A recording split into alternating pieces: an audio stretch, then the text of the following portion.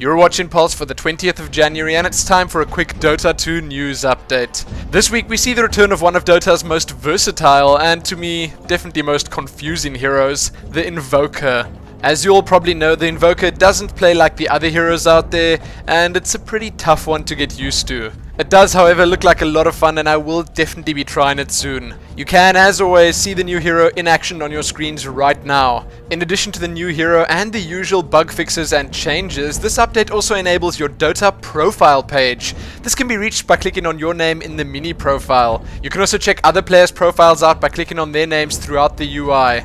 On your profile, you'll find a variety of information about your Dota history, and I gotta say, it is displayed pretty nicely. Very easy to see what's going on there. The profile includes links to replays of your recent games, your favorite heroes, commendations you've received from other players, and much more. It is indeed looking pretty cool, and the Dota 2 team mentioned that they are still working on it and they're open to any feedback whatsoever. One or two other additions include the fact that Steam avatars have now been enabled in-game and they've been used in various different locations. Then there were a couple of changes to your friends list, the Steam profiles, and more. You can, as always, find the full patch notes linked below, and I will tell you that there are once again a lot of them. It does indeed seem to be a continuing trend. The Dota 2 team is definitely going all out right now. Lastly, we were just given a heads up about a change that'll be coming in an update in the next week or two. They're going to be changing the replay format to a significantly better one, which will in turn allow them to implement a much richer set of replay watching features. That's something I definitely want, but the unfortunate side effect of this is that the old replays will not be watchable anymore.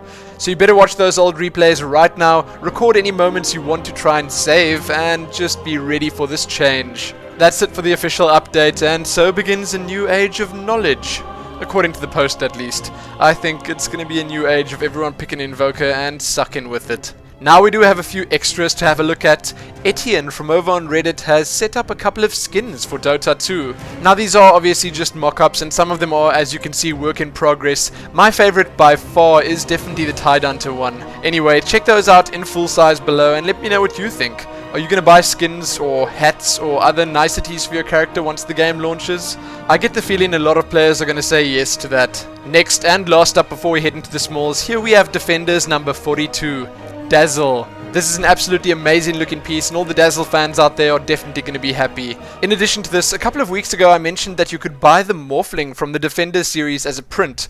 Well, now you can also buy the Pudge and the Faceless Void. I'm really keen for more of them to become available as prints, because those that are there right now already look so good, and some of those others would look absolutely amazing on my wall.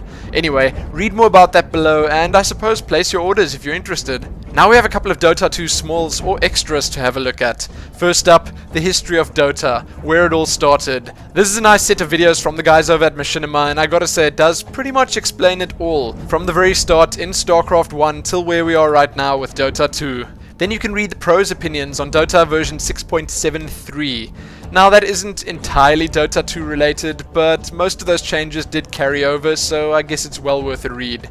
Then read how Skynet is now in playoffs, some updates from the Brawl tournament, the Defense group stage updates, and lastly read all about the Dota 2 Europe Challenge. That did, if I'm not mistaken, start up this weekend. Sadly, that's all I have for you in the Dota news this week. Everything that I spoke about in this episode can be found in the description below this video, and I will mention that there are a bunch of other extras below too, so if you want to do some reading about Dota 2, you need not look any further than this. So, check back here soon for more. Remember to like the video, favorite it, share it with your friends, and subscribe. Most importantly though, happy trying to play the Invoker.